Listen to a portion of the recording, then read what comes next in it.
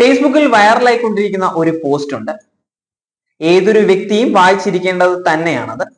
പ്രിയങ്കയുടെയും കോൺഗ്രസിന്റെയും രാഹുൽ ഗാന്ധിയുടെയും ഒക്കെ പൊള്ളയായ മുഖങ്ങൾ അഴിഞ്ഞു വീഴുന്നത് അതിലൂടെ നമുക്ക് മനസ്സിലാക്കാൻ സാധിക്കും. ഒരുപാട് ഷെയർ കിട്ടിയ ആ പോസ്റ്റ് ഞാൻ ഇവിടെ വായിക്കാം. ഈ ഫോട്ടോ കണ്ടത് ഓർക്കുന്നുണ്ടോ നിങ്ങൾ?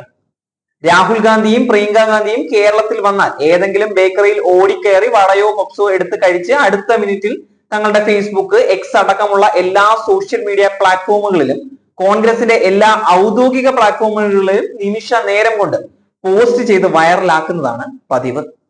ഫോട്ടോഷൂട്ടിന് വേണ്ടി മാത്രം ഉത്തരേന്ത്യയിലെ സകല ക്ഷേത്രങ്ങളിൽ കയറി ഇറങ്ങുന്നവരാണ് രണ്ടുപേരും. ഇതിൽ ആർക്കും തർക്കമുണ്ടാകില്ലല്ലോ.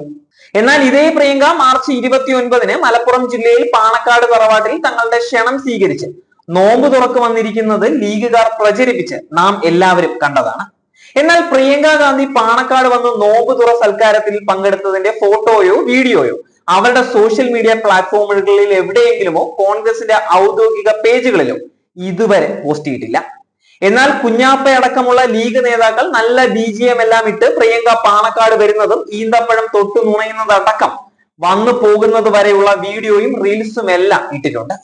അന്നേ ദിവസം ആ സൽക്കാരത്തിന് മുമ്പും പിമ്പും പ്രിയങ്ക മലപ്പുറത്ത് പങ്കെടുത്ത സകല പരിപാടികളുടെയും നിരവധി ഫോട്ടോകൾ പതിവ് പോലെ പോസ്റ്റ് ചെയ്തിട്ടുമുണ്ട്.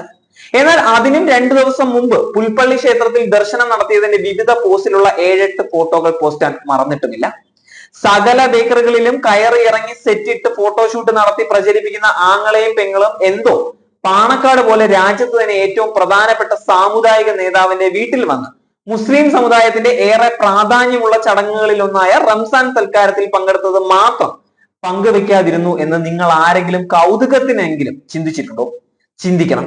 അപ്പോഴാണ് വഖഫ് ചർച്ച നടന്നപ്പോൾ പാർലമെന്റിൽ ഉണ്ടായിട്ടും പ്രതിപക്ഷ നേതാവായിരുന്നിട്ട് കൂടി രാഹുൽ ഗാന്ധി വാ തുറക്കാതിരുന്നതിന്റെയും ന്യൂനപക്ഷ വോട്ട് ഭൂരിപക്ഷമുള്ള വയനാട് പോലെയുള്ള ഒരു മണ്ഡലത്തിൽ നിന്ന് ലക്ഷക്കണക്കിന് വോട്ടിന്റെ ഭൂരിപക്ഷവുമായി പാർലമെന്റിലേക്ക് പോയ പ്രിയങ്ക ഗാന്ധി ആ ദിവസം സഭയിൽ പോലും കയറാതെ മുങ്ങിയതിന്റെ പിന്നിലെയും കഥ നിങ്ങൾക്ക് മനസ്സിലാക്കുകയുള്ളൂ.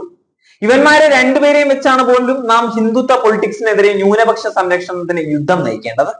ഇനി സ്വന്തം മണ്ഡലത്തിൽ വന്നാൽ പോലും മണ്ഡലത്തിൽ ഉൾപ്പെട്ട മലപ്പുറം ജില്ലയിൽ കാലുകുത്താൻ പോലും സാധ്യത കുറവാണ്. മലപ്പുറം ജില്ലയ്ക്ക് ഇങ്ങനെ ഒരു മുസ്ലിം ബ്രാൻഡ് നൽകിയത് വെള്ളാപ്പള്ളിയോ സംഘപരിവാറോ ആയിരുന്നില്ലല്ലോ. മലപ്പുറത്തെ മുസ്ലിങ്ങൾക്കായി നമ്പൂതിരി ഉണ്ടാക്കിയ കുട്ടി പാകിസ്ഥാൻ എന്ന് ആദ്യമായി വിളിച്ചത്, മലപ്പുറത്തിനെതിരെ ജനസംഘത്തെ കൂട്ടി തെരുവിലിറങ്ങിയത് കേരള ഗാന്ധി എന്ന് കോൺഗ്രസുകാർ വിളിക്കുന്ന കേളപ്പൻ KPCC പ്രസിഡന്റിന്റെ നേതൃത്വത്തിൽ ഈ പറഞ്ഞ രാഹുലിന്റെയും പ്രിയങ്കയുടെയും കോൺഗ്രസ് തന്നെയായിരുന്നു.